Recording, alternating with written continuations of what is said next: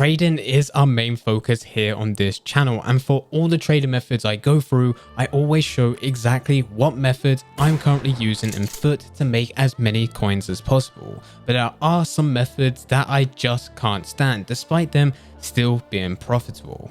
So in today's video, I'll be going through 4 of my least favorite trading methods. But before we do get into the video, if you're looking to get some very easy coins, then there is no better place than Mule Factory. Head over there to get yourself some cheap, fast FIFA coins, completely reliable, and if you use Fnatic5 at checkout, you'll also get yourself a 5% discount. Link can be found in the description down below. Getting back into the video, I should highlight that the methods we're going through in today's videos can still be profitable. This is not a video where I'll say my least favorite trading methods and give you something that is always going to be losing coins, such as going over to the store and opening packs. These are methods that people use on a regular basis to make coins on their account, and I will explain within this video that they're just not as good as what they initially seem. So the first method is sniping. Sniping first came about within FIFA 15 when EA introduced price ranges. With the state of the FIFA 15 market, because of all the illegitimate coins that were entering through a number of different bugs and glitches,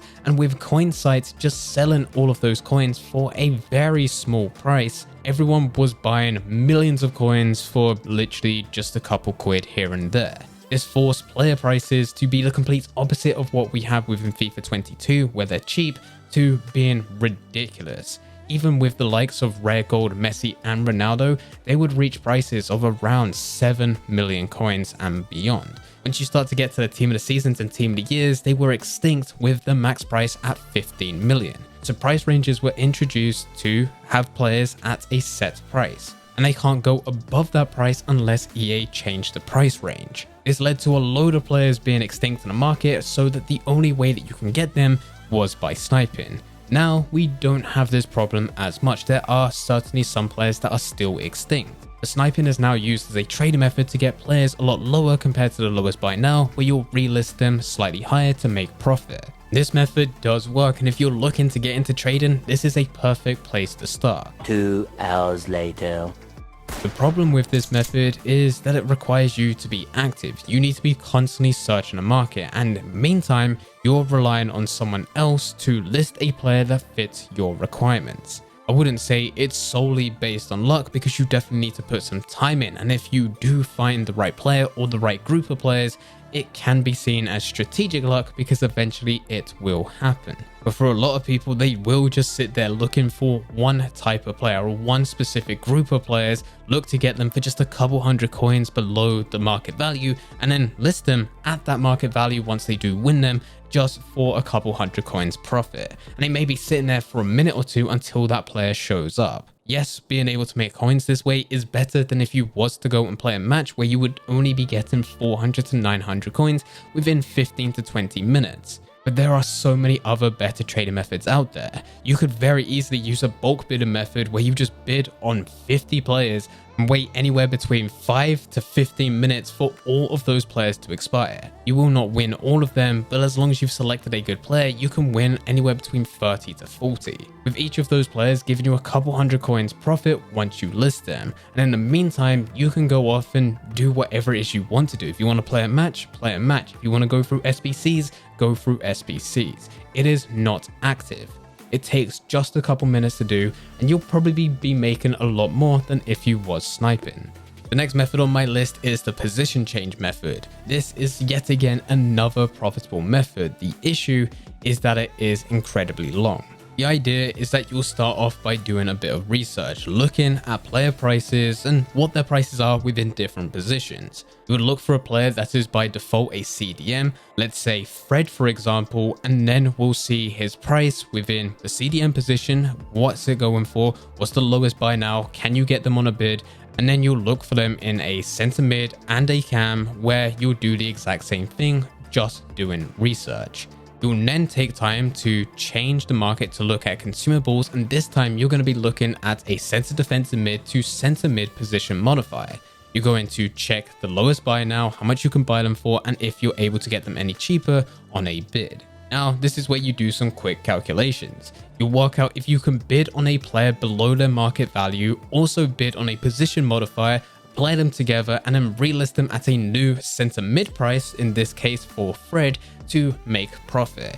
If you can, you'll buy the player in a default position and you'll also buy the position modifier. Now, this is where it can take a very long time depending how many of these cards you bought. You can send all of your position modifiers to your club, but as you have bought multiple versions of the same player, you can only send one in at a time. You'll send one to your club, apply a position modifier, list it onto the transfer market, and it's just this cycle over and over again. As said, you will be able to make profit from this, but there is a better way to do it. Instead of trying to do everything yourself, I recommend looking at players that are already out of their default positions. There will be times when you will search for Fred in a center mid. All of them will be listed anywhere between 3,000 to 5,000 coins, and then there will be one that's listed at his minimum of around 1,000 coins. You could buy that, list it for 3,000, and there you go.